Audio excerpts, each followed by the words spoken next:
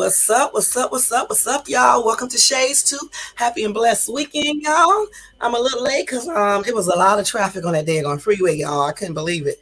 I mean, here where I live at, there is always traffic, y'all. Damn, I don't care what time it is. So I came on home to do this live real quick.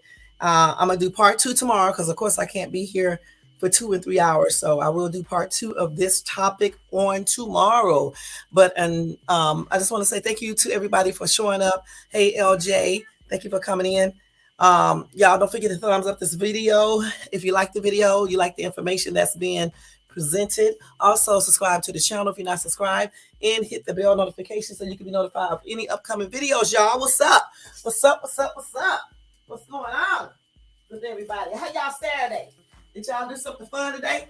All I did is have a headache because I woke up early this morning and then didn't go back to sleep because I was talking to somebody and didn't get a chance to go back to sleep. And so I got a little headache all day and stuff. But otherwise, I had a good Saturday.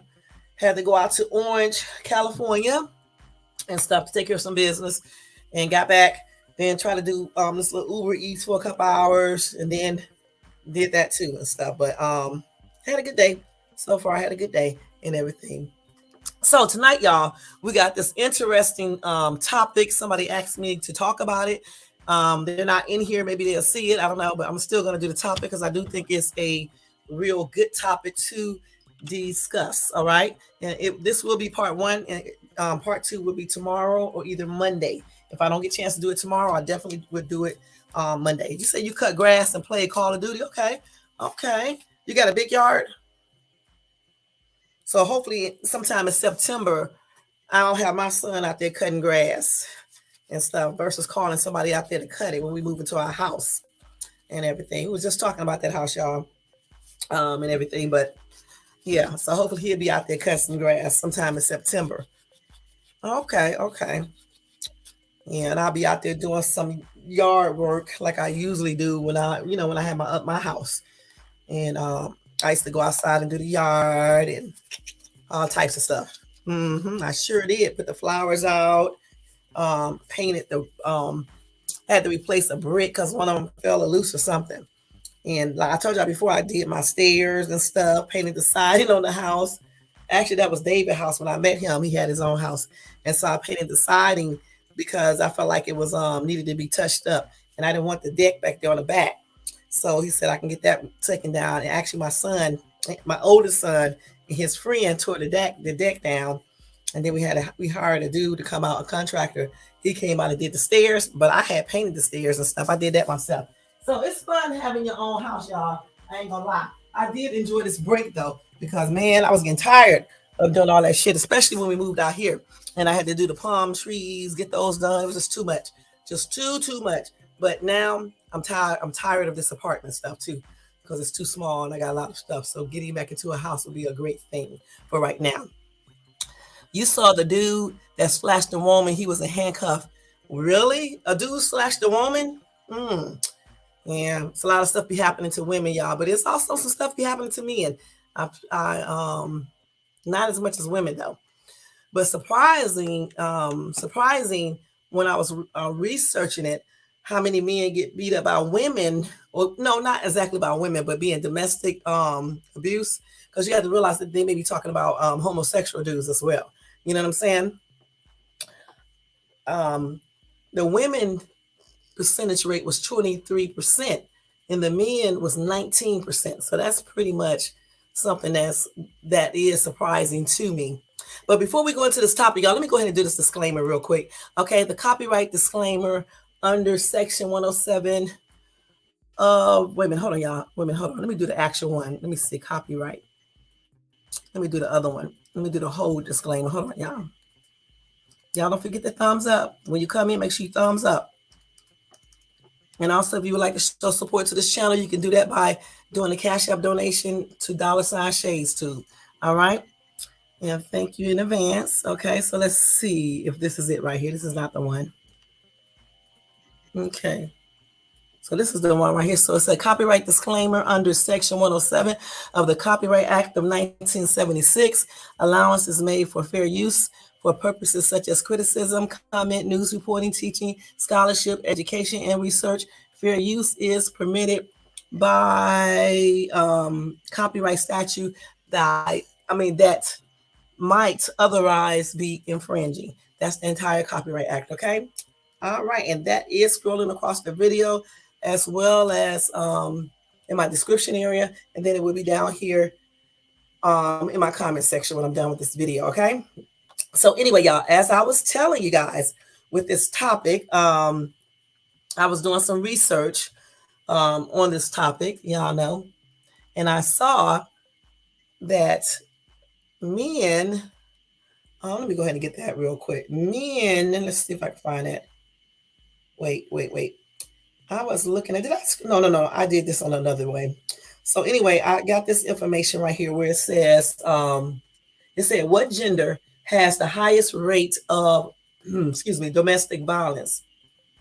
Of course, it's more women at 23%, but men are at 19.3%. Okay, now, granted, it doesn't mean that there was a woman assaulting a man, because they were talking about all men, in regular heterosexual relationships, and those that are not, and they are into like a homosexual relationship. So they may have an abusive man, you know what I'm saying, that may be doing this. But I'm pretty sure some of these are women that are assaulting their boyfriends or husbands and things like that as well. But anyway, again, women, domestic violence actually affects women more often than men. Okay. So now our topic today is, why do some women call the police on men for revenge? We're going to talk about that, y'all. Now, the thing is, from my experience, I never really encountered a woman calling the police on a man just to be doing it. Usually, the females that I know, when they call the police, is because the man is threatening violence or acting like he's going to do something to her, or he has already did it. Okay, so I never really encountered any woman calling the police just to do it. You know what I'm saying? But I know they do have some that do this. You know what I'm saying? Oh, hopefully he does. I don't know, because he may be at work. Okay, but he may. So let me go to the actual. Let's see. So wait a minute. Hold on, y'all. So the issue in this discussion tonight, and throughout the week, I'm going to talk about domestic violence, period. But the issue in this discussion tonight is just tackling basically, why do some women, not all, like to call the police on men just to get back, and they don't really necessarily call these police on the women. I mean, on the men, because they are getting hit, or they are afraid. Hey, Ryan, thank you for coming in. Or they are afraid that they're going to get assaulted or raped, or whatever the case is. Some women do call the police just being spiteful. You know what I'm saying? Now, and sometimes they do lie and say that their partner or boyfriend or whatever the case is hit them. Okay, so we're going to ask the question tonight: is lying about domestic, actually, why do people make false accusations of domestic violence? Okay, well, we already know that making a false accusation of domestic violence, it can basically have very devastating impact on those that are accused of it. Okay, once someone has been labeled as an abuser, it can be hard to move forward. All right, it can even sometimes make them lose their jobs. Of course, it can get them incarcerated with a charge on their record. It can just do so many different things, both mentally, like I said, career wise, even other family members, other people may perceive them in a different way. It's just so many things that can happen when you call the police in the line. Okay. Now, I'm asking the question, why do some women lie? Anyway, domestic violence, y'all, is one of the most serious criminal offenses. Okay. In fact, if the alleged victim wants to drop the charges in the future, they can't. Now, a long time ago, if the woman say, I don't want to file charges, they wouldn't file charges. But now, please, I mean, this happened some years ago. The state takes up the charges, okay? So that's why another reason why women should not be, or, people who are in homosexual relationships, that's why you guys should not be calling, the police making false accusations on people, period, okay? Now, only the prosecution can decide whether or not to drop the charges. People know how seriously domestic violence accusations are taken and may make false accusations due to different type of motives. Okay. Now, the one of the biggest motivations for people to lie about domestic violence is child custody, which is a daggone shame, y'all. During a custody battle or even a bitter divorce, one parent may lie about domestic violence to hurt the other parent's chance of getting full or joint custody. Now, the courts are extremely cautious about protecting what is the best interest of the child. If there is any possibility that one of the parents is a danger to a child, this can severely affect their custody rights. So, a lot of times, some women and men, but we're talking about women tonight, will make false allegations because of that. Especially if they are in a divorce proceeding or whatever the case is, or sometimes they do it just to get back. You know what I'm saying? Because they know if you tell the police that your significant other did something to the kids, they're gonna come quick and arrest, like really quick. Yeah, because they want attention, is my guess, saying that, but they are lying. Right. I agree with you, LJ. That's true. Another common reason for false allegations of domestic violence is revenge. And I just said in this thing, why do some women call the police on men to gain just because they want to um, they just want to show, they just want to do revenge on that man. Okay.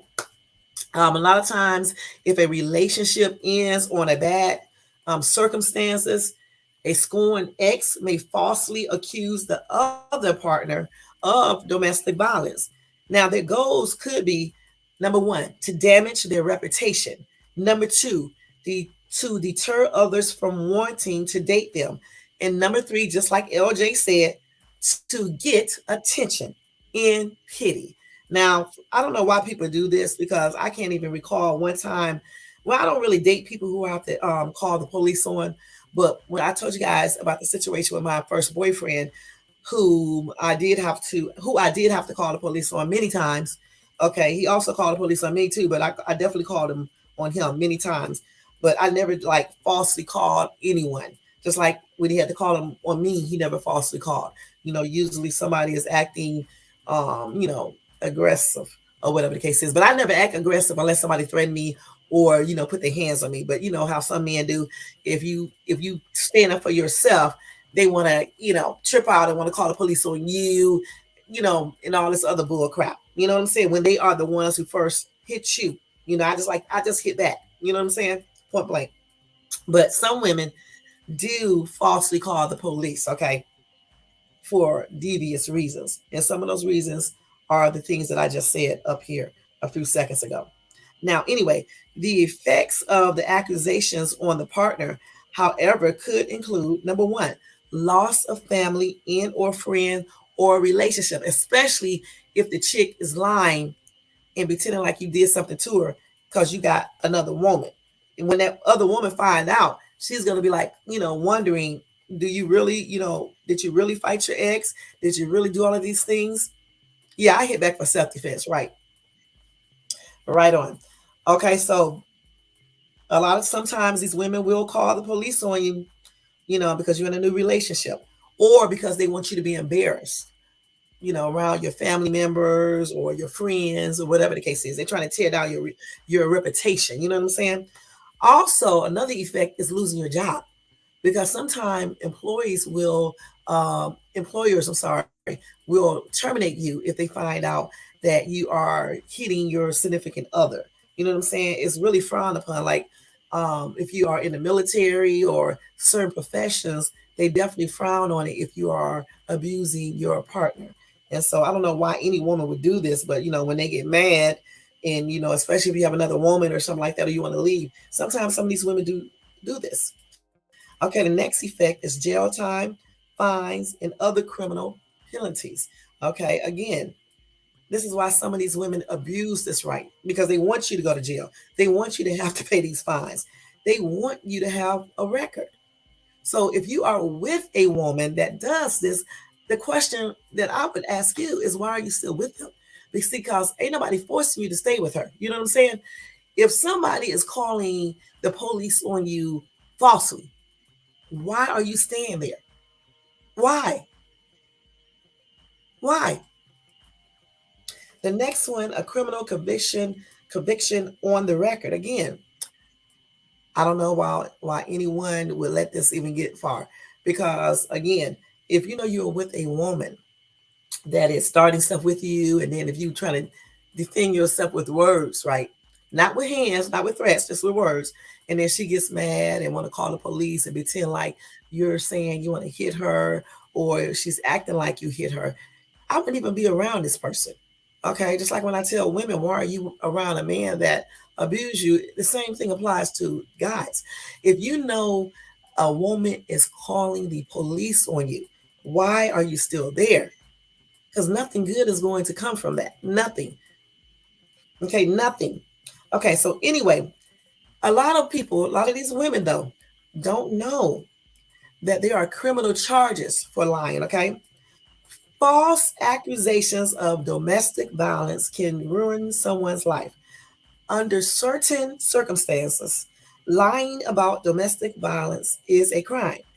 Perjury is when a person lies under oath during an official investigation, either in a written or verbal statement. While individuals who lie about domestic violence may be charged with perjury, it is unlikely to happen. Additionally, the accuser could be charged with filing a false police report, which is a misdemeanor offense. Okay. But the biggest thing that will hurt that person is if you just leave that person alone. Okay. You don't need to give this person a second and third chance if she's calling the police on you like that. Okay. Because it's just going to get worse. The biggest thing that will hurt her is just to leave her completely alone. I mean, alone. Don't get back together. Don't talk to her. I don't even care if it's a wife. A divorce. Okay. Point blank. Because you can't be with a person that's going to call the police because she's lying.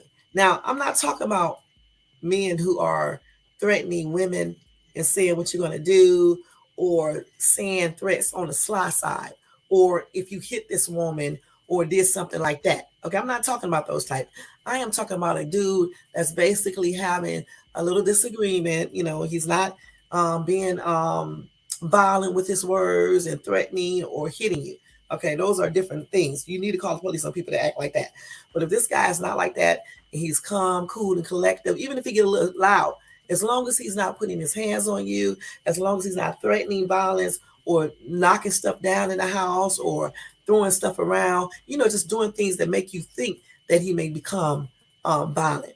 Because we already know that men are naturally stronger than women. Let's keep it real. Okay. And if you are out here and you're arguing with your significant other, right? And you're acting like you're going to hit her, or you're slamming stuff around in the house, or I should have slapped in your mouth, or some stuff like that. Yes, she's going to call the police on you, and she should. Okay.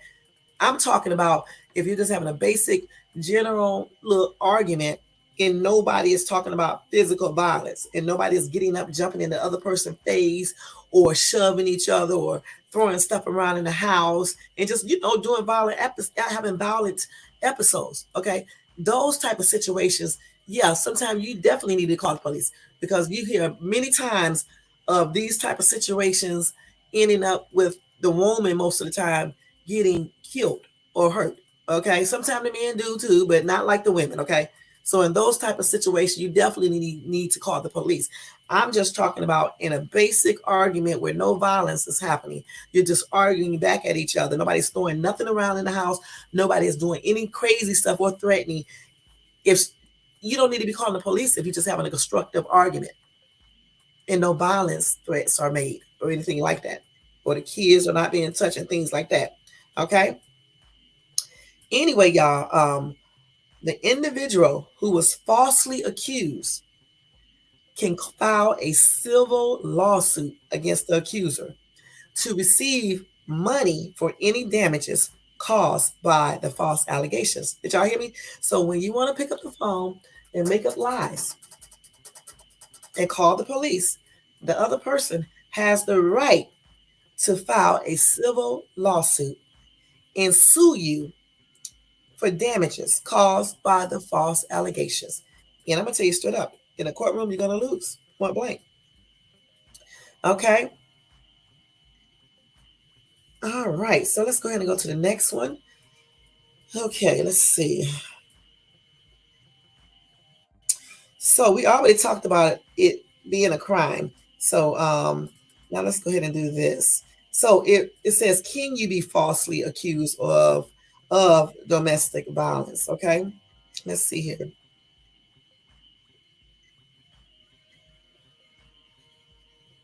So let me first tell you what domestic violence is, okay? It's also referred to as intimate partner violence. It is a pattern of abusive behavior in a relationship, okay? Now, this behavior, now they're not just talking about physical. Now, listen to this very carefully. Is meant to frighten, intimidate, terrorize, manipulate, hurt, humiliate, blame, injure, or wound someone. Okay, so when you men think that a woman cannot call the police and you are out here screaming at her, intimidating her, making her believe that you're going to do something to her, she can call the police. That's what I just said a few minutes ago. When you have a constructive argument, you don't make her be scared. You don't intimidate her. You don't terrorize her or try to manipulate her or hurt um, or injure or wound someone. The humiliate and the blaming thing. I don't. For me, if a dude humiliate me or blame me for something, unless he's threatening violence, I'm not going to call the police. Okay, because I'm like, bye. You know what I'm saying? I'm just like, bye. But as far as terrorizing me or trying to use manipulation and things, or injure or wound someone else, or frighten me or intimidate me or something, those are grounds for me to call the police. Okay. Now, domestic violence itself can manifest itself in many different ways, y'all, including emotional, sexual, and physical abuse, and threats of abuse, like I just said. So when you men think just because you're married, okay, you can just take sex from your wife because you're married, because what you read in the Bible, you don't read it the correct way or you don't comprehend it correctly, that is a no-no. If she say no, you stop. Because when the Bible say her body belongs to you and your body belongs to her, God is not telling you to rape your wife. Okay. He's not telling you that. And when he's saying that you shouldn't deny your husband and the husband shouldn't deny the wife, he's not saying that if your wife don't feel good, that she just got to go in and do it. You know what I'm saying? And then you get mad and you force, because that's still a rape. Point blank. And she has all the right in the world to call the police. All of it. You shouldn't even want to have sex with somebody who don't want to have sex with you. That's crazy. And just say she keeps on doing this may be something you need to talk to her about. And then if you guys can't get that straightened out, then you need to go to counseling or whatever you need to go to find out what's the problem. And then, that doesn't help. You have to move on to the next thing. You know what I'm saying? But anyway, threats of abuse, sexual abuse, all of that stuff is grounds to call the police. Okay? So when you guys want to complain about a woman falsely accusing, make sure that you're not doing anything. Because when you think about domestic violence, some of you think it's just hitting, okay, or throwing stuff around in the house or something like that. No, it's also threats. It's also taking sex from them. Just different things, y'all. The emotional abuse, if for me, I would not call the police on emotional abuse. I'm just leaving you. Okay. But on that physical abuse, sexual and all that, yes. And then, with some people though, they, everybody is built different. So if you are emotionally abusing some people, they may feel like they are being threatened, and that's why they may call the police. Okay, so you have to make sure that you are not doing certain things to make that woman feels like she needs to call the police, because sometimes you guys will say it's false and it really doesn't be, it don't be false, it be for real. Okay, it be for real. There are a lot of cases where women are getting killed by these men who are definitely abusive. And I am not in no way going to sit on this live and condone that type of behavior. And if you guys thought I was going to do that, you had me effed up. Okay. I'm not into that false police calling and stuff. But when you need to call the police, you need to call them point blank. Because it's too many times when women get beat to death or beaten. And sometimes even their kids are getting abused sexually and physically by these men. Right. Hello to everybody in the bushes. Thank you, LJ. Let's see. Okay, let's see. And the thing about it, domestic violence, you guys, it just don't hurt the people who are involved. It also hurts the children, other family members, and things like that. Now, again, though, it does not give a woman the right to use that as something that she just uses it to gain revenge on you because you guys having a disagreement or something like that. Again, if you guys are having a constructive argument, is when you can argue without hitting each other or throwing things around or threatening. Just because somebody call you a couple of names, y'all may be talking about each other. These are not reasons to call the police, okay? If y'all are doing this and you keep on doing this crap and you just can't get along, you eventually gonna have to split up. Or if somebody just keep on doing stuff like that and you don't like it, you need to talk to the other person. If they can't correct that behavior and you can't correct yours, then you just need to split up, point blank. Now, they said false accusations of domestic and family violence are uncommon, but they do happen, okay? Again, we already told you the reasons why people do it. I'm not going to go over this again. One that I did not cover, though, and I didn't even think about, is jealousy. That's a different one. They said people sometimes make false accusations out of jealousy to keep the other spouse away from the person they think their partner is seeing. One spouse who believes the other is cheating may falsely accuse the other of domestic violence. By making false accusations, they hope to make it more difficult for their partner to leave or file for divorce. That they used a different word, but it's still the same thing that I just said a few minutes ago about the person um, calling the police under false pretenses just to make their new girlfriend or whoever think that the person is violent. So that falls into the same thing. You know what I'm saying? So I just told you guys what you can do if you are dealing with allegations of domestic violence. Okay, I'll tell you that again. Okay, after being falsely accused, there are steps you can take to protect your rights and secure your freedom.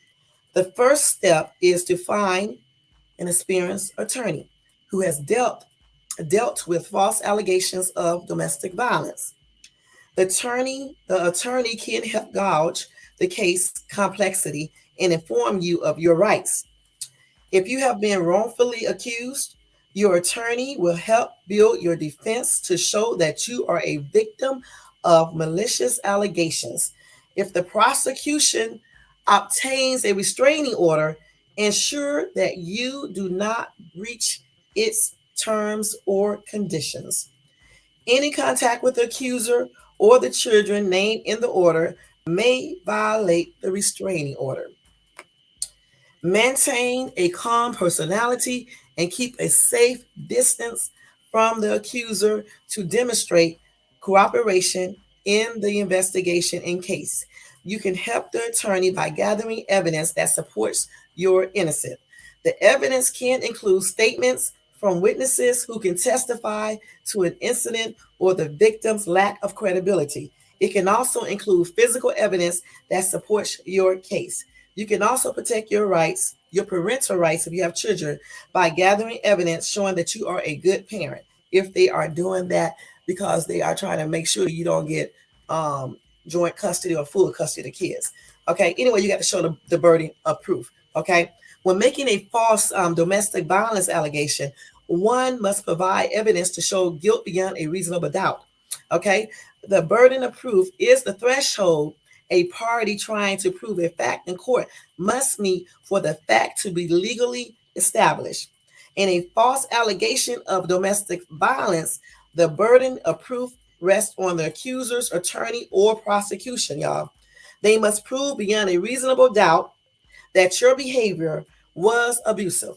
This is very difficult to prove, especially when the allegations against you are false. And in most cases, the prosecutor might decline to take such a case. Now, granted, now look, I'm not talking about when y'all know y'all been hitting these women or threatening. Okay? I'm talking about people who are really, really, really innocent that did not threaten their significant other, did not put their hands on them or never put their hands on them. Okay? Not throwing stuff around in the house or making what do you call that when you make threats but you're trying to pretend like you're not threatening. I forgot what you call it, but you're not doing that either. Okay, we're talking about these men who really just don't be doing anything but just arguing and may get a little upset. They're not acting all crazy, acting like they're about to do something. They're not violent. They never hit you or anything else, and you just want to call the police because you're pissed. We're talking about these type of men. Okay. So that's who I'm talking to. I'm not talking to these people who are know they be doing the most, because I do not condone that type of stuff. All right. But that is what will happen. What you can do if your significant other made a false allegation of domestic violence against you. Okay. You got to act fast, prove your point, prove your case for real. And if she has a restraining order or whatever against you, make sure you still follow that regardless, because like they said, you got to show that you know how to cooperate, you know how to follow instructions and things like that. Okay. Now let's see what else I got here, y'all. Let's see what else I got here. Now y'all know I am reading. My information is coming from a source. Okay, let's see. I got that. I already covered that. So let's see how common people do this. Lie. Okay, let's see. Let's see. Okay, let's see. So this is in Texas. I don't know. I didn't look up the one for here. But in Texas, they said there are nearly 200,000 reported incidents of domestic violence every year. Most of these incidents were assault crimes against women. But domestic violence can affect people of all gender and ages, like we don't know this already. So let's see. So they said the false allegations are low, but they do happen. Hey Ryan, thank you for coming in. All right. But it is low because like I said before, most of the time when a woman called the police on a man and she's accusing him or of threatening her or making her feel threatened, or he's being violent, or if he did hit her, it's usually true. But on some occasions, you do have women who call the police on these men because they are just trying to be slick. All right. And that's just it. Let's see. And the thing about it, y'all, let me tell you something. This is what you can get in Texas. I didn't do the one in Cali. And in every state have their own rules. You can check that out yourself. But anyway, they said that assaults is normally prosecuted as a class A misdemeanor in Texas. Okay. But if the defendant has at least one prior domestic assault conviction, any subsequent domestic assault charge can be tried as a third-degree felony. Wow. So if they already been charged with one domestic assault case, any other domestic assault charge can be tried as a third-degree felony. A Class A misdemeanor means a jail term of no more than a year, while a third degree felony has a minimum prison sentence of 2 years and a maximum possible term of 10 years. So if you get that Class A misdemeanor charge, say you never fought her before or anything, you never hit your wife before or whatever, your girlfriend, and you get charged one time, so they can put that to a Class A misdemeanor, and you'll go to jail no more than 1 year. But say if you had another, assault charge, domestic assault charge, and you get another one, they can try it as a third degree felony, and it has a minimum prison, not jail, sentence of 2 years. So you're going to go to jail for at least 2 years and a maximum of 10 years. And I guess they be looking at how badly the lady is assaulted. Now they have another offense called aggravated domestic assault.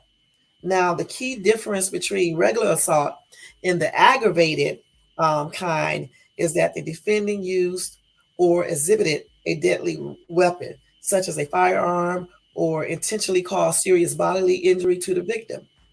Now, in Texas, they consider any form of aggravated assault as a second degree felony. In some aggravated domestic assault cases, it can even be tried as a first degree felony, meaning that the defendant faces a possibility of life in prison. So y'all men who like to fight these women, y'all definitely better make sure if you're in Texas that you know your rules, your laws there. Okay.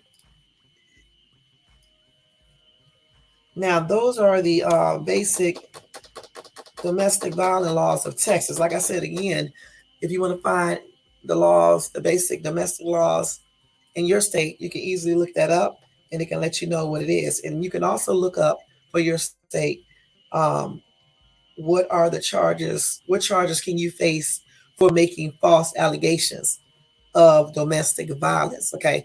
And I don't know why people would do that anyway. That's a very serious thing anyway. You should even make those up anyway, because a lot of people are losing their life every single damn day, with these men, killing these women and stuff. So if you're not really, if the dude you are with, he's not putting his hands on you or making you feel threatened or secretly threatening you or being aggressive, whereby he's throwing stuff around in the place in your house, or just doing weird shit. When somebody threaten you, what they're doing. If they're not doing any of these type of things, you shouldn't be picking up that phone, calling the police. That's everything. Because again, you can really mess up somebody's life, period. And a lot of times when you guys use these things as for revenge purposes, it sometimes backfire. It backfires. So that's another reason why you don't want to do that.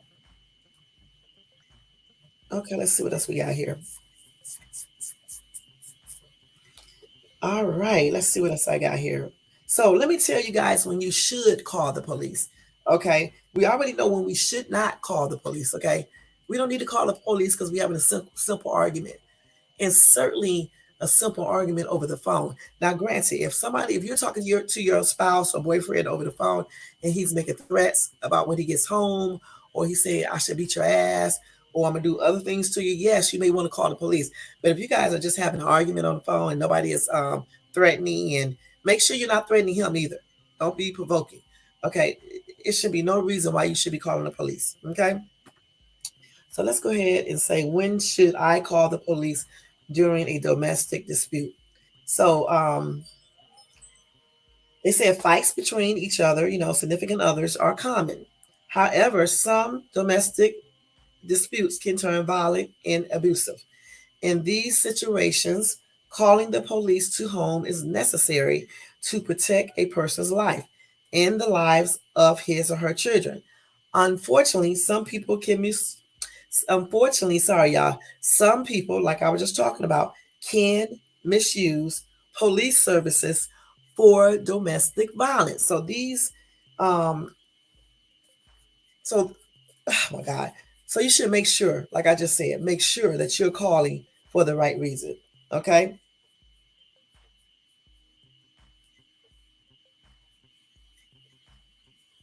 So let's see what they're saying here. So they say 1 in 4 women will experience domestic violence in her life. Approximately 1.3 million women experience domestic violence in the United States. Every 44 minutes, one or more children in different states witness an act of domestic violence. Victims of domestic violence have limited access to police services in safe homes when they live in like a rural area. And most survivors of domestic violence do not report their abuse to law enforcement, which is crazy. Okay.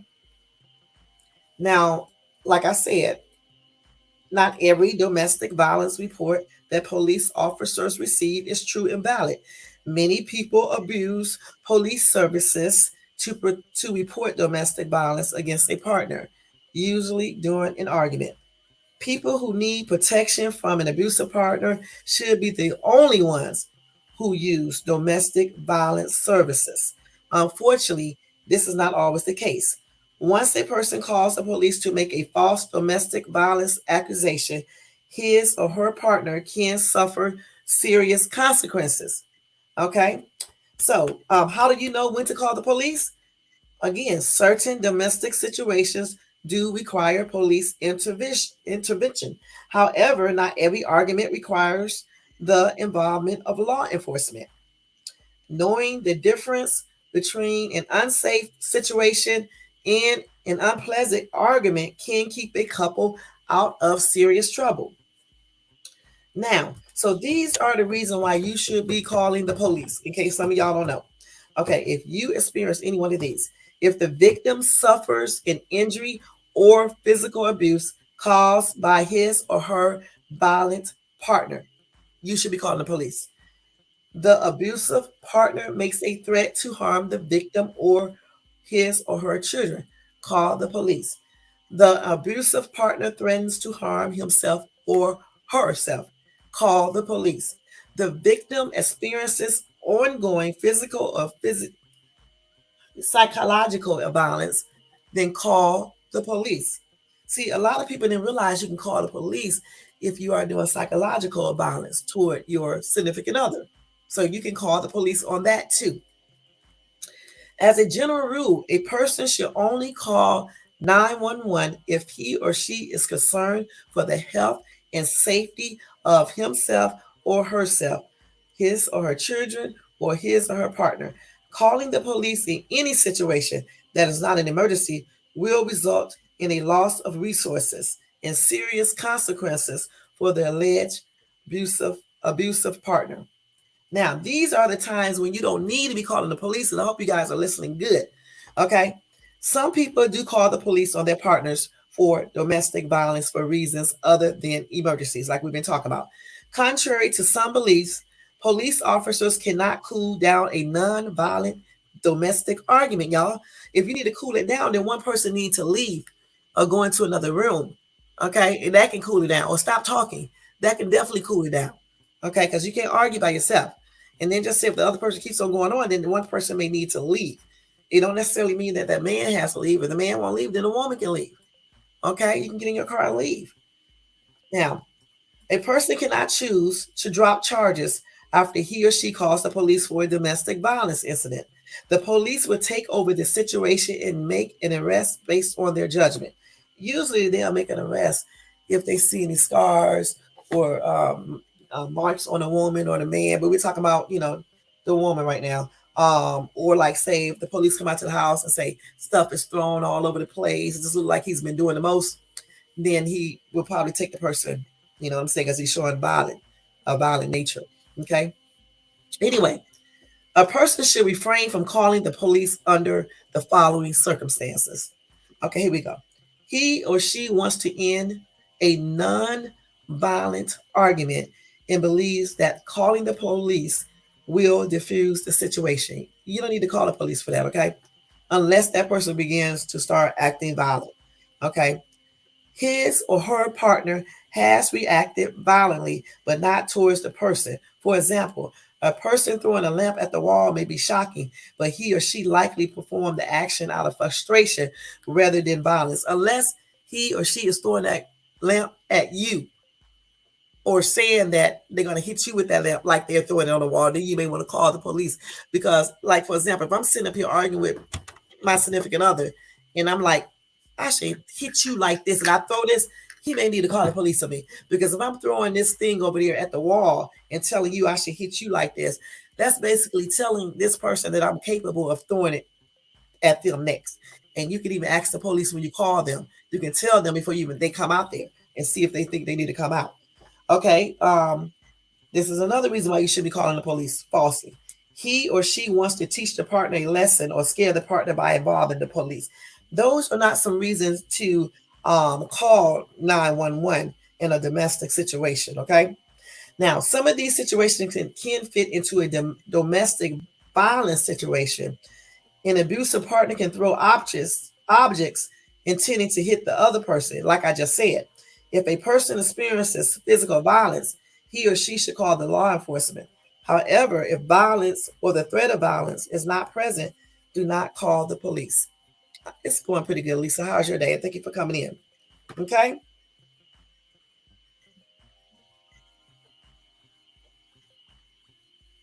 So,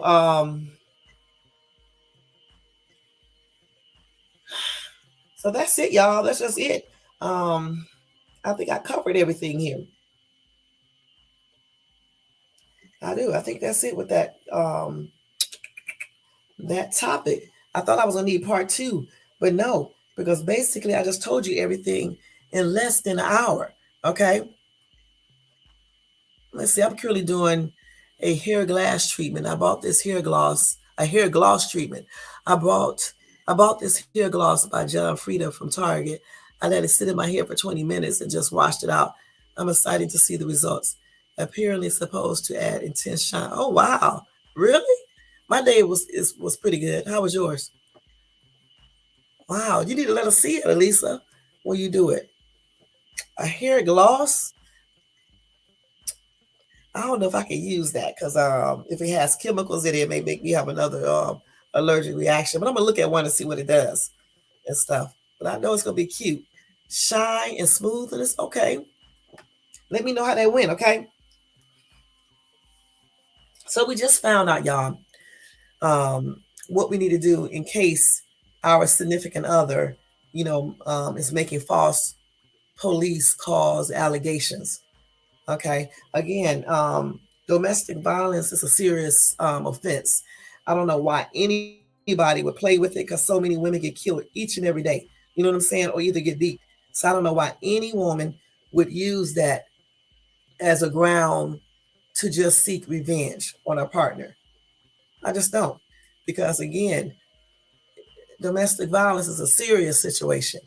It's something that you shouldn't be playing about. You should not even be making false charges against anyone either because you can really damage their lives, point blank. Okay. So again, if you're in a relationship with a woman that does this, okay, you may need to talk to her. If you're so in love with her, whatever case is, and if she can't stop doing this, you may need to think of other things you need to do. You know what I'm saying? Because you don't want to risk getting in trouble, having things on your record when you know you didn't do anything. You just don't want to risk all of this, point blank. Let's see, I don't think it has any crazy chemicals, just hydration ingredients. But just make sure you read the ingredients list for yourself to be sure. Okay, I'm about to look into that and stuff and do a patch test. I'm going to do it right this time. And if you are being falsely accused of domestic violence, make sure you contact a lawyer as soon as possible and seek counsel from your lawyer. And they will definitely let you know what to do. I just told you some things to do anyway, but definitely talk to a lawyer and take it from there because that's not cool to do that, okay? Now, let's not get this mistaken for doing a welfare check. I'm just going to bring that up because people don't realize that people do welfare checks for many different reasons, okay? As long as it's not false, it's okay because when people normally do welfare checks, they're doing it to make sure a person is okay. And if a person has a history of doing things harmful to themselves, or if you cannot get in contact with a person and they're at home and you don't know if they're okay, it's okay. You know what I'm saying? So, I had a welfare check done on me a couple of years ago because my daughter was calling and she could never contact me. And the police knocked on my door. I'm like, what? And they told me that my daughter called and did a welfare check on me because I wasn't answering my phone or anything else, you know. But the only reason I wasn't answering my phone is because I was busy. You know what I'm saying? And I didn't want to talk on the phone. So she did a welfare check. So as long as you're doing a welfare check and you believe you are doing this because you scared that this person may be doing something to themselves, or you don't know where this person is at, or you just want to make sure this person is okay because you was calling to see, or this person's acting strange, it's okay. Okay, point blank. All right. And that's on everything. And I just felt like I needed to address that issue too, you know, just so you guys can know. All right. All right. Any questions about this topic tonight in the chat?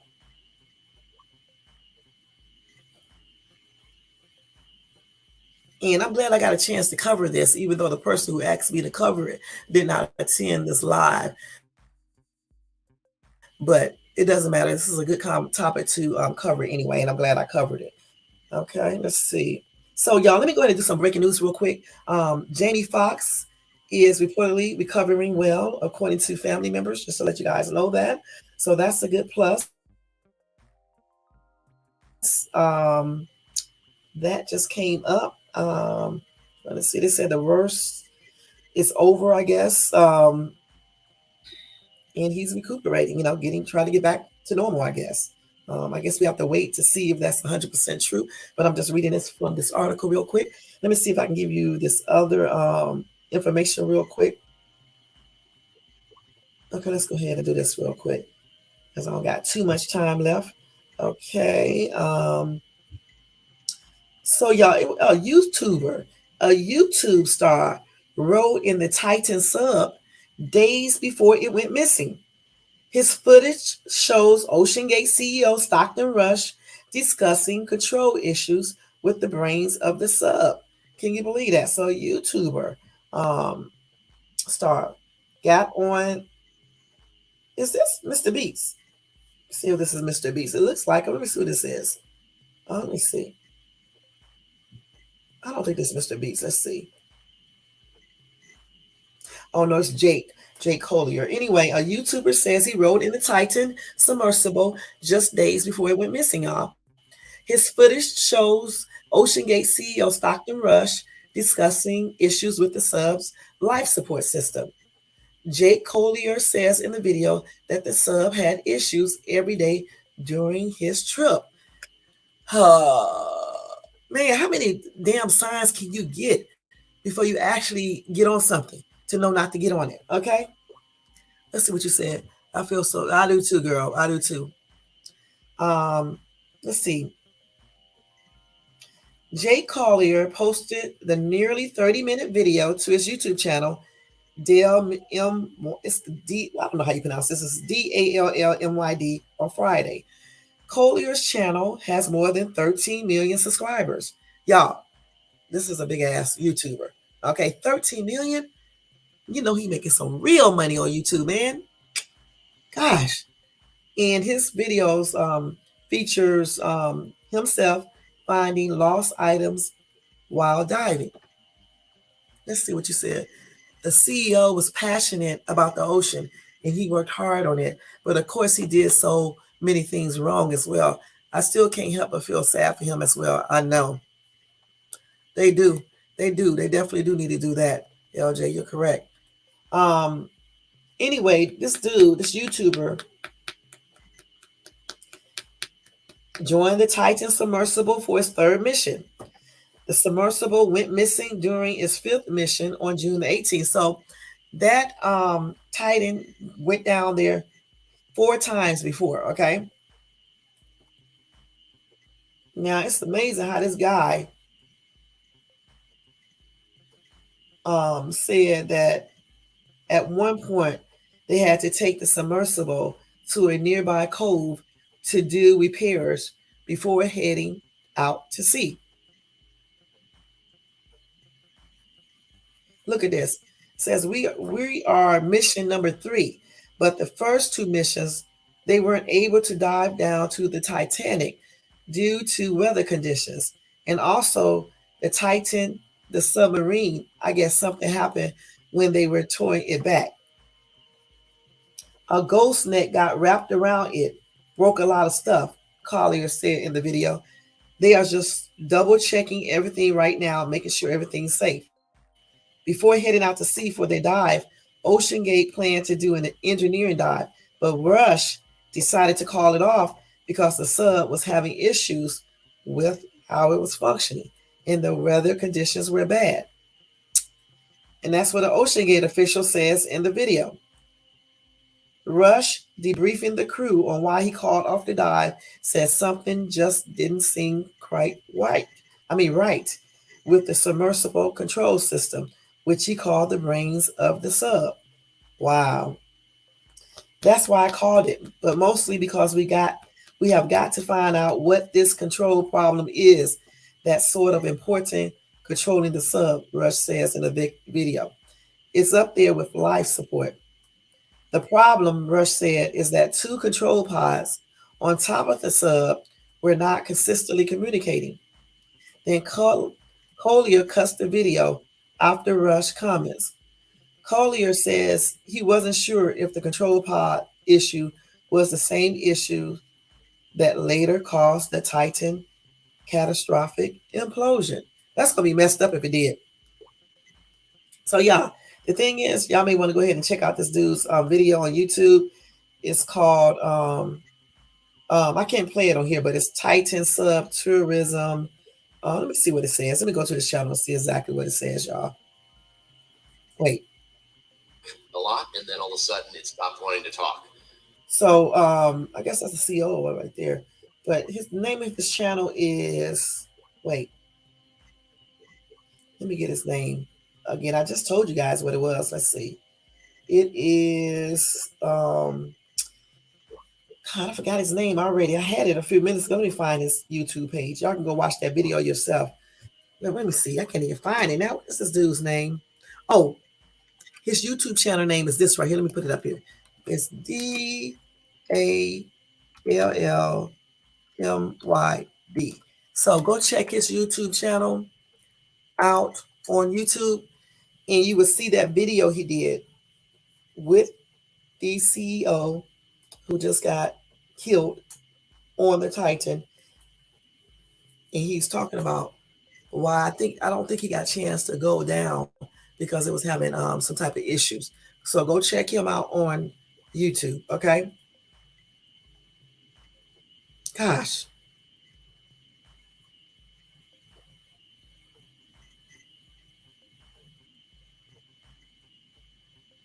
Let's see.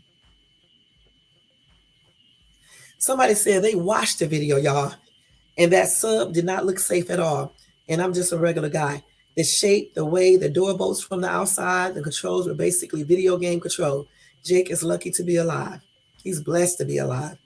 I was reading where they said that they should not use that material that they used to make the hull. They said they should have used like a metal versus what they did use. And they also said that them going down in the water so many times like that deep, the wear and tear played a contributing, it could have played a contributing role to why it imploded. That's what they said, the wear and tear. You know what, y'all? My daughters them said that. I was like, what? Because I was thinking maybe they checked the submarine. I mean, the submersive vessel. But I guess they wasn't checking it like they should. Because I was reading another article where they said this may be the reason why it imploded. That's crazy. All right. Let me see what else they got here. Oh, here it is right here. It says the Titan implosion has only one explanation. Let me hurry up because I got to get out of here by 9:30, y'all. They said there is only one explanation as to why the Titan submersible imploded as it descended toward the Titanic shipwreck this week.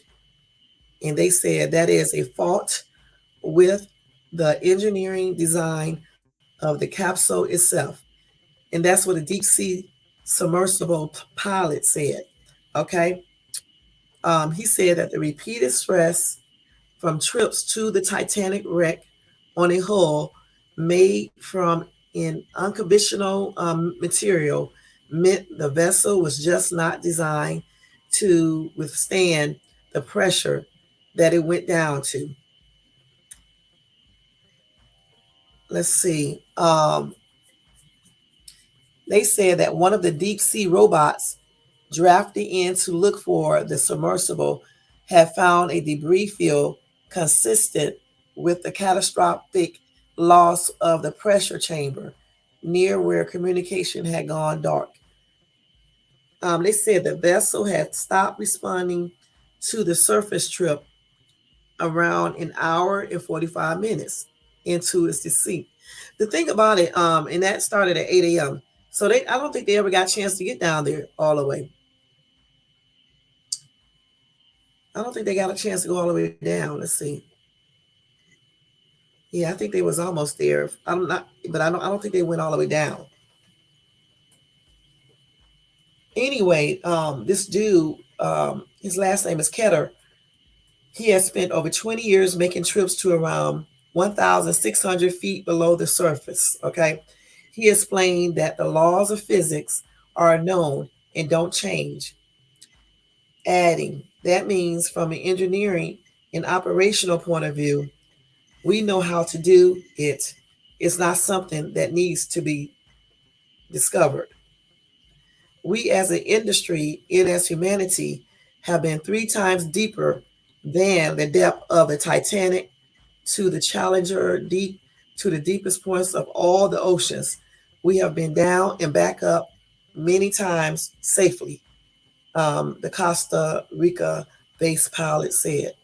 The Challenger deep part of the Mariana Trench in the Pacific Ocean is the lowest known point under the sea and was explored in July 2022. It has a depth of nearly 36,000 feet. The Titanic wreck, meanwhile, sits at about 12,500 feet below sea level, still far lower than most submersibles can travel. So that leaves us only one, excuse me, that leaves us only with that option that this specific submersible was just not designed to withstand the pressure that it went down to. And that's according to Ketter. And he said that is the only conclusion there is for this scenario.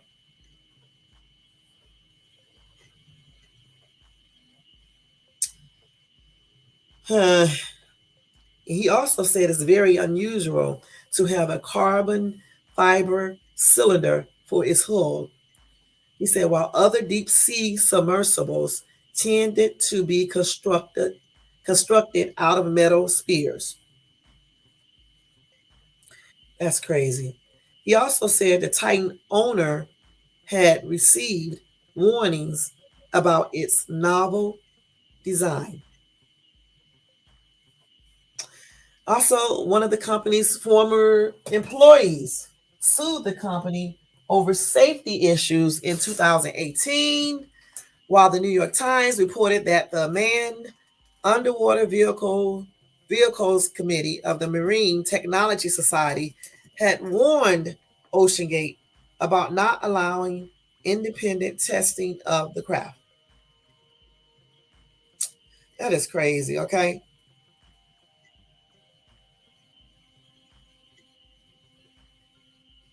Anyway, they said on the company's website, it states that the Titan was designed for depths of over 13,000 feet and had a real-time hull health monitoring system that provided unparalleled safety. Once again, the voyage on Sunday was not the Titan's first. The submersible had taken trips down to the wreck in 2021 and 2022, and many people who traveled in it previously have spoken of their experiences since its disappearance. Anyway, Ketter also added a very, very important factor in designing a deep submersible is how the materials react to going down there repeatedly. Okay. He said it's one thing to do it once, but it's actually a whole other thing to have the same pressure structure and the same material go up and down through the pressures and withstand the extreme changes, he said. Again, my two daughters said this, y'all. Okay, and I was like, no, no, no, because I know they was, checking it and upgrading it. Now, Ketter mentioned the possibility of microscopic fissures developing on the hull throughout its trips. Now, let me tell y'all something. Remember when I was telling you it may have some really small cuts? Okay, fissures are very, very tiny cuts. And since they say microscopic, they're so tiny that you can't see them with your naked eyes. It's much like on your rectum. You can also sometimes you can get microscopic fissures. You can get fissures there that you can't necessarily see yourself with your eyes. But when you wipe that in that area, you'll get a stinging and burning because you have little small fissures down there that you can't see. But when the doctor look down there with a light or whatever the case is, they can see it. Or if they use a little microscope, which they probably don't have to, but then they can see it. But on that little hole, I guess it could have some microscopic fissures on it. Okay. That's crazy. So when I said that maybe they hit something, it might have been those fissures there anyway developing. You know what I'm saying? That's crazy. And he said that Titan's last trip was just when the pressure became too much for the structure. And that's why they should have checked that. Okay, because I thought he checked it. They should have checked that to make sure. Damn, that is crazy. So anyway, y'all, that was what I was talking about. That what is his position? He's a pilot or something. His name is Ofer Ketter. He's the president of Submerge, which provides consulting on submersible safety. Okay, that's who he is. And again, he said that the Titan was just not designed to withstand the pressure that it went down to. Okay. And he also don't think the hull was made with the correct material. And then all that going up, in and out, down, up, all that stuff, all the other 4 times it may have weakened the material. Also, it could have caused some microscopic fissures that they can't see with their naked eyes. That's why they should have checked it. You know what I'm saying? And used the correct material as well. Because the study using that carbon stuff, they should have used metal. Okay. And that's just on everything. It's a damn shame. See, for cracks or tears. Tears after every voyage. See, that's what I was talking about. They probably had a small crack in it. You know what I'm saying? Or tear. Because that's what fissures are, little small little cuts or tears and stuff. And they probably had that in there. And you know what I'm saying? That's crazy. They don't even check for things like that, y'all. Let me make sure am I right about the fissures, but I think that's what a fissure is. If I remember correctly. Let's just check to make sure.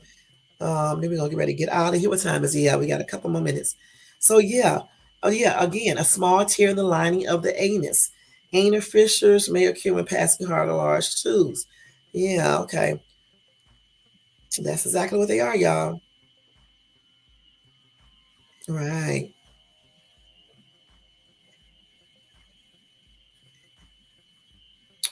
Right on.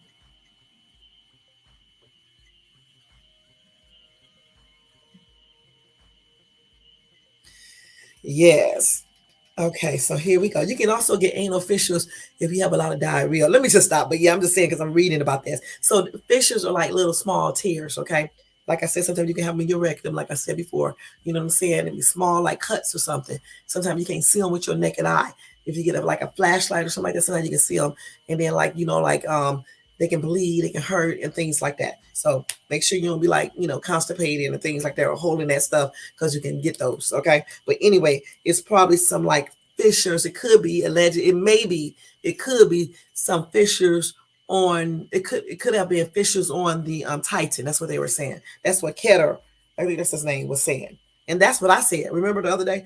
I said, but I said they may have hit something, but they didn't hit anything.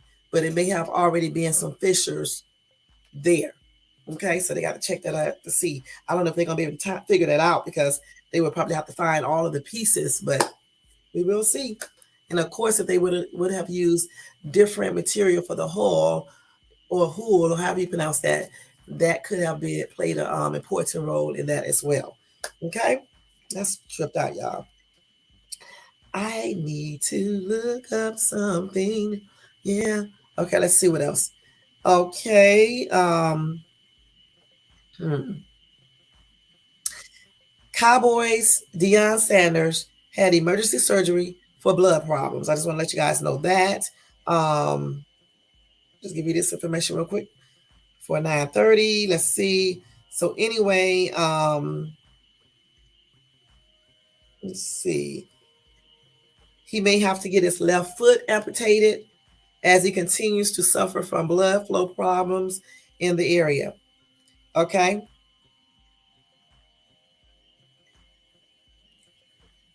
He had his big toe and his second toe amputated because of blood clots that run down his legs from the top of his calves to his foot.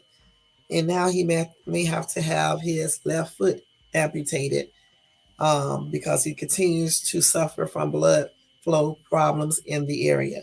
So I'm going to offer my prayers to Deion Sanders. I hope he pulls through successfully, you know what I'm saying?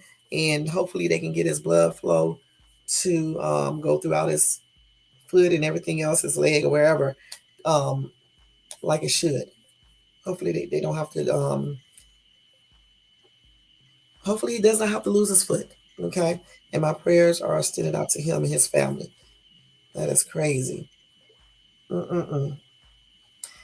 And hopefully he's healed, right?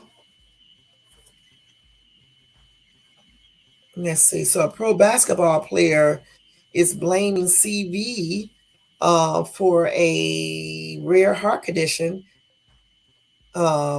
He dies of a heart attack, y'all. Professional Dominican basketball player Oscar Cabral Adams died this week after an apparent heart attack while he was possibly undergoing a stress test. According to a social media post from Dominican sports commentator Hector Gomez, the 28-year-old stress test was being performed at a health center in Santo Domingo. They think he suffered from myocarditis, which I believe myocarditis is inflammation of the muscle around the heart. I remember that, y'all. Anyway, the disease can weaken the heart and its electrical system, which decreases the heart's ability to pump blood, according to the American Heart Association.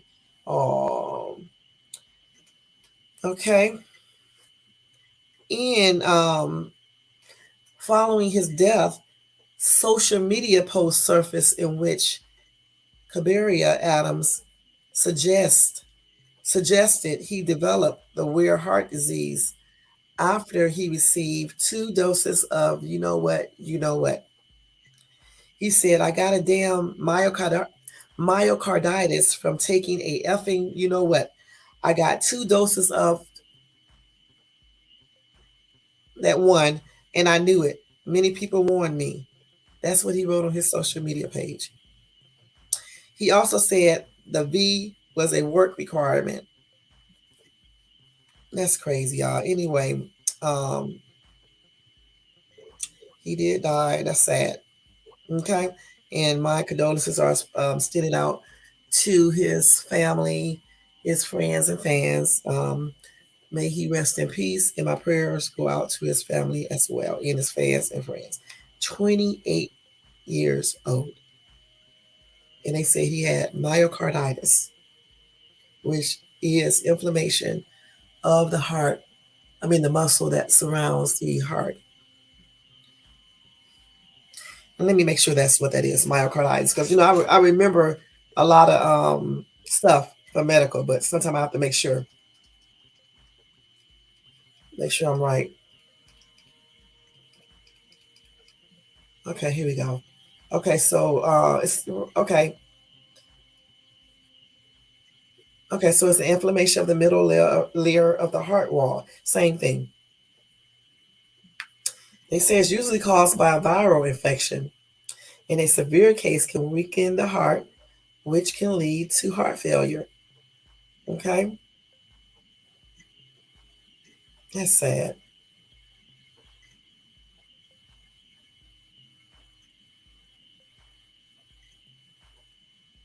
Okay, so here are some symptoms of myocarditis, just so you guys can know: fatigue, lightheadedness, swollen legs, ankles, feet, and hands, trouble breathing, chest pressure, sudden loss of consciousness, heart palpitations, or if your heart pounds or fast beating. Okay, and you can get chest pain or discomfort, or a feeling of tightness in the chest, shortness of breath, either at rest or when active, or in a certain position, such as lying down, unusual tiredness. And okay, so yeah, there you go. Again, my condolences are expressed out to his family, friends, and fans, and my prayers, and may he rest in peace. All right, guys. I think that's going to be it for the news tonight. Let me make sure that I cover all the most important things for you guys. I think I did. It was another video. Oh, y'all, go check out what Rick Ross said about the Titan disaster. I don't know what's wrong with Rick Ross. Y'all need to check that out. Just check out his video, what he said about that, okay? And let me just tell you, this is a prime case, before I leave, this is a prime case of some domestic violence getting out of control. A pastor shoots his wife and then himself in front of, wait, in front of their 3 children, okay? And so this is what I'm talking about. He did this in a hotel in Macomb, Mississippi on Wednesday. Okay. The pastor was 25, his wife 27, and then his 3 children, I believe. Okay. And this is what I'm talking about. Sometimes, a lot of times, not sometimes, there are good reasons to call the police, okay, on these men. Okay. And you can't be taking no chances when they start threatening violence, or they have already been violent, or they are being violent against your kids. Okay. Because you see so many stories like the one I just told you, and I showed you this picture of them too. 3 kids, and he killed his wife first, and then he killed himself. I'm glad he didn't do anything to the kids. And he did all of this in front of their 3 children at Hampton Inn and Suites in Macomb, Mississippi. And he called himself a pastor. So, again, let me say this again, that if your life is in jeopardy, okay, and you feel threatened, or the person that's threatened you, or hit you before, or insinuated that they're going to do something to you, these are the reasons why you should be definitely calling the police. Because time and time again, you see stories like the one I just told you. And I'm not even going to read it because I basically just told you what he did. Okay? That's crazy.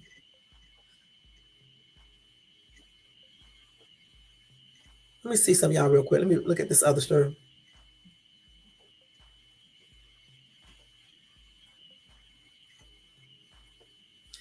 Okay. Okay. Um,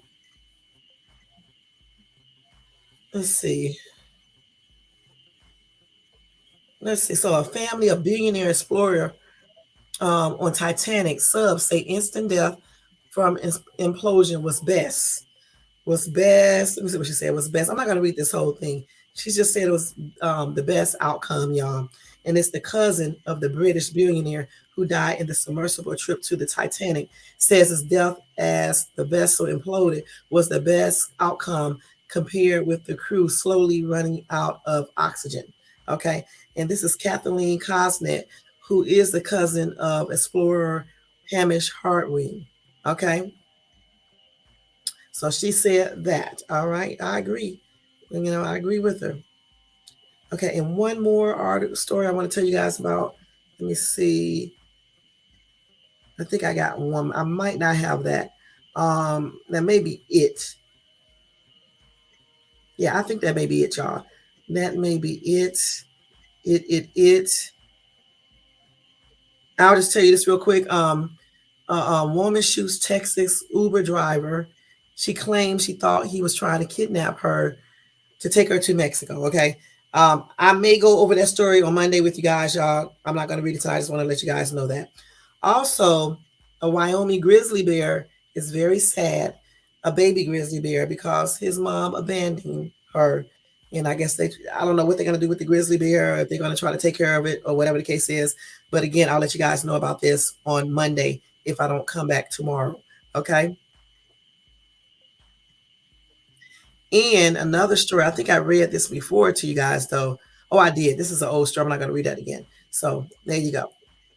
So I'll come back on Monday at 7:35, and I'll tell you guys about those two stories, along with some more breaking news. And we might do game night on Monday, but I'll let you guys know. I should know that by tomorrow.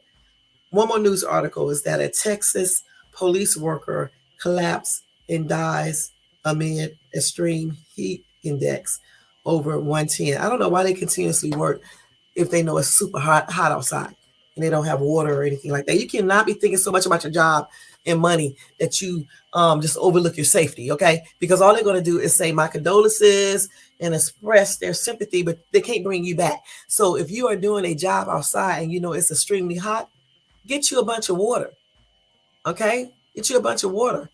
If they won't let you come inside, or if you have to work outside, make sure you stay hydrated. And if it's too damn hot, you may want to go back inside your vehicle for a couple minutes and then go back out there. Just take care of yourself first. That's what I'm trying to tell you. Okay, don't think about money in these jobs so much that you're not taking care of yourself, and you end up being like this Texas worker, this mail carrier. I have heard about this before when postal workers collapse and dies. I think this was a couple of years ago when one died. Okay, doing the same exact thing. When it's when it started getting 90 some degrees outside, y'all, you got to stay hydrated. I mean, drink water all the damn time. Okay, and he died last Tuesday while on his route in Dallas amid extreme heat in the area. Okay, he was going door to door during Tuesday's high temperatures. Okay, and Eugene Gates Jr. collapsed in a front yard before a homeowner came outside to perform CPR. Okay, the heat index in Dallas was 115 degrees on Tuesday, according to NBCDFW, and that's the highest in the Dallas-Fort Worth area since 1980. Okay, now the heat index is a measure of what the temperature feels like to the human body when relative humidity is combined with air temperature. Okay, temperatures between 103 and 124 degrees fall under the danger category and can cause the human body to feel heat cramps or heat exhaustion, with the possibility of a heat stroke with prolonged exposures and or physical activity, according to the National Weather Service.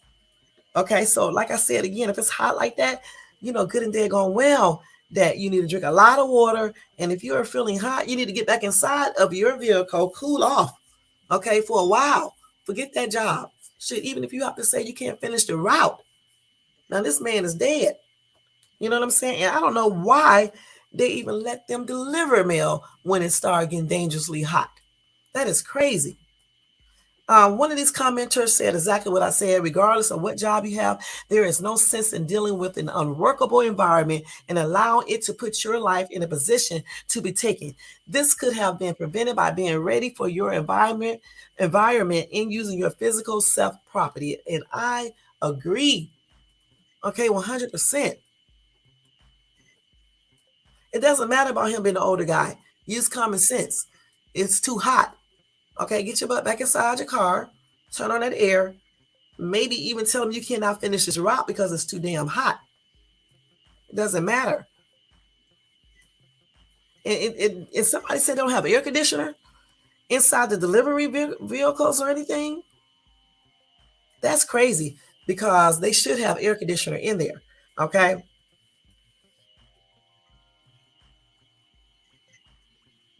Yeah, they definitely need to have air conditioning. I'm just reading where there's some people saying they don't have air conditioning. And then this dude was 66. So damn, being 66, you definitely need to make sure that you are drinking a lot of water. And if you're getting hot like that, because once the heat index is once it gets damn 90 some degrees, you need to start taking precautions. Because I used to live in Dallas, Fort Worth, Texas. I lived there for 5 years. It's hot as hell there. Okay, it's hot. Okay, you don't need to be out there when it's starting at 90 some degrees. Okay, it's not the same heat that we have out here. Okay, because like when I first moved here, it was like 100 degrees, and I was able to walk up to Chuck E. Cheese and take my son up there and my daughters up there. Okay, and I didn't even break a sweat really. But in Texas, it could be damn 80 something, and I'll break a sweat there because it be so hot. You know what I'm saying? The grass don't even really stay green there. Anything you need to do in Texas, you better do it in spring. You know what I'm saying, or fall. Because other than that, you're going to be excessively hot outside. That's another reason why I didn't like Dallas, Fort Worth, Texas, because it just be too damn hot. You know what I'm saying? It's just too hot. So if you have a job that you are working outside, especially if you are like older or you have hypertension or other things like that, you definitely need to make sure that you do not get overheated. You need to make sure you drink a lot of water. And if you are getting warm, or if you think you are getting warm, you need to get your ass back in your car. And even if you have to ride around to get some air, whatever you have to do, and get off your route. Okay, because all they can do is what? Suspend you, even fire you, but you can take their ass to court too. You know what I'm saying? You can possibly win. You know what I'm saying? Because it's extremely hot outside. And see what happened to this dude? He died. So we got to take care of ourselves, point blank, and think about ourselves first, in regards to like when you work in these jobs, you know? Shit.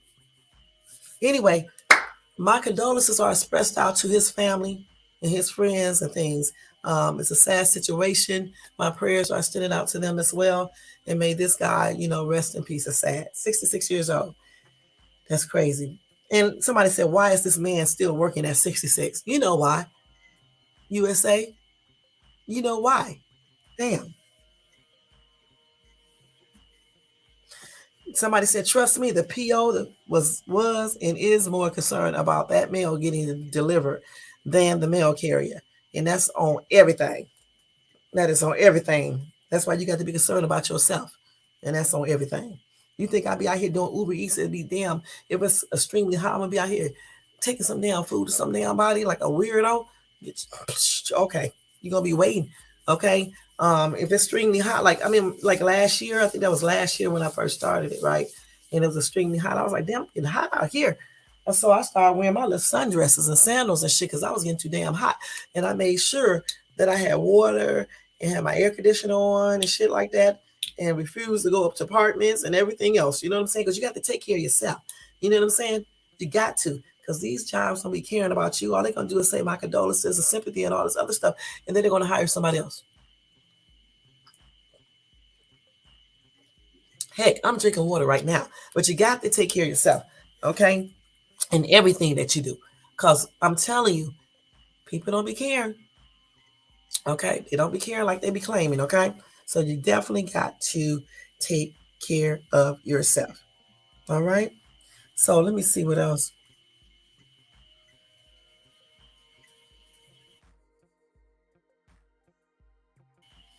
We got a lot of former Titan passenger shares account of issues with submersible during his 2021 voyage. So it's going to be a lot of people coming out like this, guys, talking about the Titan. And I'll probably let you guys know.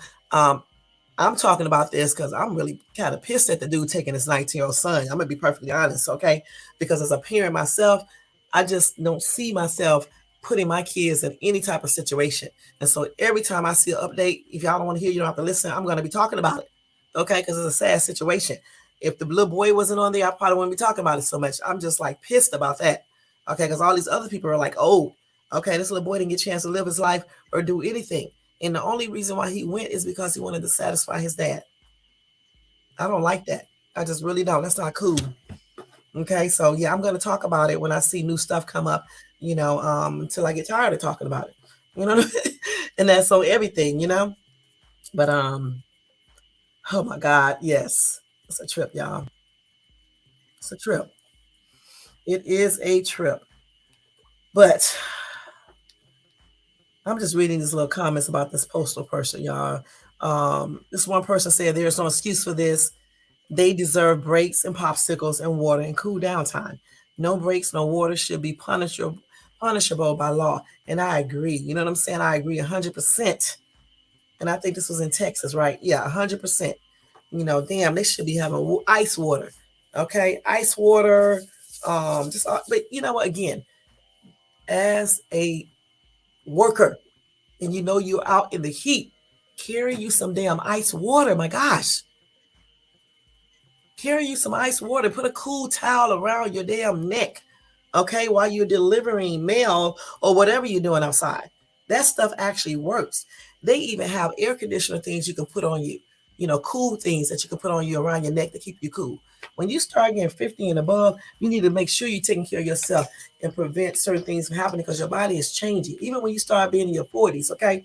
Some people just happen a little later. Like me, everything is happening to me later, but it's still happening. So you got to take care of yourself, or you're going to be going through a lot of unnecessary things that you don't have to go through. I'm hot right now, sitting up here in front of this computer, okay? Because it always be hot in my room, and I'm drinking water, okay? You don't need to wait till you get thirsty. Drink the water before you get thirsty when you're out in the heat. Drink that water. Drink it, okay? And take care of yourself. And I'm just telling y'all for real, I'm not playing. I am for real, straight up for real. Because a lot of times we can cause a lot of things from happening if we just do what we need to do. And that's on everything. Now, I even went over my time to tell you guys this. All right. So anyway, y'all, we are getting ready to get out of here. All right. Before I do, though,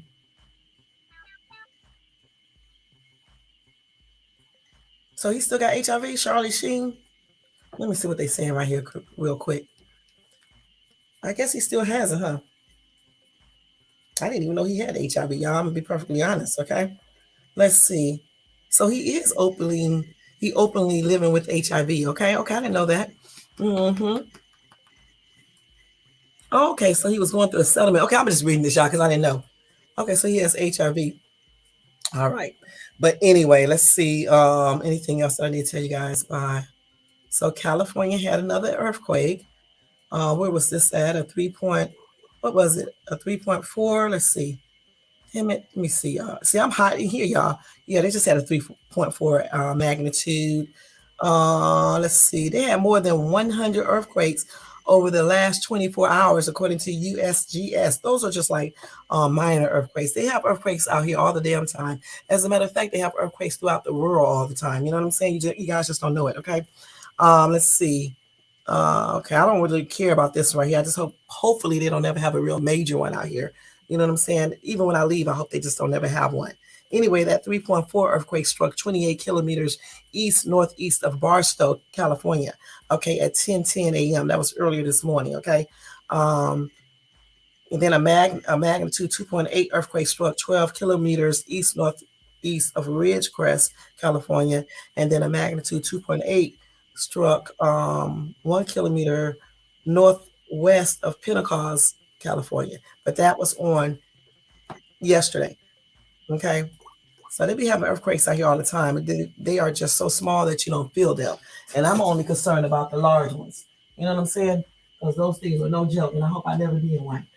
And I hope I move from here before they have one. I'm going to be perfectly honest, you know, because that's a scary experience. Okay. Very scary experience. Because I've been in an earthquake in Cleveland. Okay. I felt one and I felt a couple here. And then when I was living in the ATL, when they had that major tornado, and when that tornado got close to the building, it felt like an earthquake too, because it made the building shake and stuff like an earthquake. So I don't like all those natural disasters, y'all. Might be trying to get away from that type of shit. I think I told you guys about the recalls on the chicken noodle soup. I did tell you guys about that. I hope you guys check that out on FDA. Make sure y'all do that. Okay. I'm gonna have to erase all these articles because I already told you guys about all this stuff right here. Okay, let's see anything else before I get ready to go. Just making sure, y'all. Just making sure. Y'all, this is so fucking stupid. 2 children were fatally hit retrieving luggage on a California freeway. I told you, some people do not think. Okay, before I leave, I got one more story to tell you. This one first. 2 children were hit and killed Sunday by a driver on a Southern California freeway as they tried to get some luggage that fell from the family SUV. That is crazy. Why the fuck would they allow their kids to go out there to try to get this damn stuff? I told you people do stupid stuff, y'all. I tell you all the time they do stupid stuff. Damn, let that shit stay out there. The children's mother, Sandra Ortiz, was driving the SUV and arrested at the scene and could be potentially face multiple charges, including gross vehicle, I can't never say this right, gross car manslaughter while intoxicated and driving under the influence in child endangerment. So this lady was fucking drunk, okay? And when that stuff, wait a minute, must have fell off or out of the SUV, she must have told them to get out there and get it. Let me see. So she was traveling in a GMC Yukon east on State Route 78 in Vista. Okay, when the luggage flew onto the highway after 6. She pulled over onto the shoulder, and then her 16-year-old and 10-year-old got out the car to retrieve the luggage. They were in the number 3 lane attempting to get the luggage when they were struck by a Nissan sedan. That is crazy. The siblings, a 16-year-old girl and 10-year-old boy, were pronounced dead at the scene. This lady need to be in fucking jail for real. For real, because that's stupid. You know what I'm saying? And she is in jail. That is very stupid, okay? She was drunk as a skunk, and then she told her kids to get out that SUV to go out there and get that damn luggage. With all the cars coming on the freeway. Why come she didn't take her drunk ass out there and get out there and get it? Gosh, somebody said that's really effed up. Another commenter said, so sad for these innocent children. The husband said he doesn't blame his wife. Really? She was driving under the influence. Sick parents. Mom should be jailed with negligence and manslaughter, just like they said. That's crazy, man. That's really crazy. Who the hell tell their children to get outside to get luggage on a freeway? Who does that, y'all? But you know, when people abuse alcohol and drugs, this is what they can do. You know what I'm saying? They can do crazy shit like this. This is why it's not good to be alcoholic or druggy. You know what I'm saying? Because you never know what you may be doing. You know, that's crazy. But anyway, my prayers are extending out to these kids, other family members, and my condolences are expressed out to them. And I hope that justice is done on this mom, because that is not cool what she did. You know what I'm saying? And damn, stop drinking this shit when you have kids and abusing alcohol and drugs, and be more responsible. So another woman was beaten fatally, and the suspect is in custody. Let's see who this was. A 43-year-old man allegedly beat a woman to death in her residence, authorities said Thursday. This dude was arrested on Wednesday on suspicions of murder for the alleged attack on this woman. Okay, his name is Carl Dupsaloff. Okay.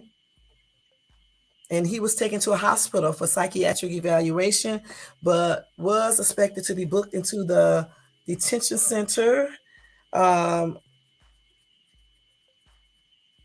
So he was hitting her. She was yelling, and he killed her, y'all. He beat her to death. And that's another thing. She should have been calling the police. I'm pretty sure he probably did this before. Okay. And now look at her.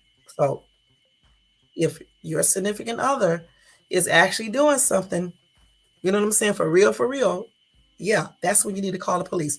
But don't call the police making untrue statements. And that's on everything, you know, because while they're coming to your house over false shit, they can possibly be going to somebody's house that actually need them, and you can possibly save a life. Okay, so make sure when you call the police, it's for a real reason and not no made up shit. All right. My condolences are expressed out to this victim's family members, and my prayers are extended out to them. And hopefully, this man, justice is served on him 100%. Okay, and that's on everything. That's crazy. They're always trying to cry that they're crazy and shit. But they can cry crazy because they're still gonna go to jail. They just go to a different type of jail for people who got psychiatric problems. They still be in jail. I was gonna work for one. They still be in jail. But yeah. All right, y'all. So anyway, we are getting ready to get out of here. Thank you so much for tuning in to this live, y'all. Thank you so much. Thanks to everybody in the bushes. Thanks to everybody who came into the chat. I want to thank Elisa. Thank you for stopping by, showing support, hon. I want to thank LJ for stopping by, showing support. Thank you to hon. All right. I want to say thank you to Ryan for stopping by, like always, showing support. Nightbot doing his job. All right. And let's see who else. And I think that's it, y'all. I think that's it. All right. And don't forget to check this dude's YouTube out, because guess what? He's talking about, I think he was on the Titan, right? And he was supposed to go down in it, but there was some type of technicality issues going on, so he wasn't able to do that. But anyway, check out his video and he'll tell you all about it, y'all. All about it. You guys have a great remaining weekend too, all right? And do something fun this weekend and stay positive as well. Also, y'all, don't forget to thumbs up this video if you like what you heard. If you like the information that you heard tonight. Also, if you're not subscribed to the channel, please subscribe below. Hit the bell notification so you can be notified of any upcoming videos. And go check out my Dollar Tree haul video that I did earlier. And check out all the other videos I put up, as well as my shorts that I did, where I interrupted my daughter's dance and practice thing she was doing. Check that video out in my shorts. All right, y'all. Other than that, y'all, again, thank you so much for tuning into Shay's Tube. And y'all have a blessed night. All right. And I'll see you guys on Monday, unless something happens tomorrow that I need to come by and tell you what's up. Otherwise, I'll be back on Monday at 7:35 p.m. Pacific Standard Time. All right, guys, take care. Peace out.